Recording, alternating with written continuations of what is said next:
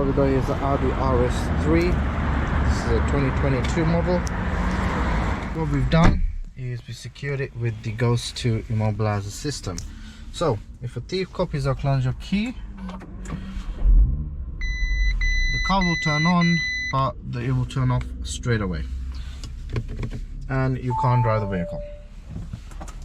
So what you got to do,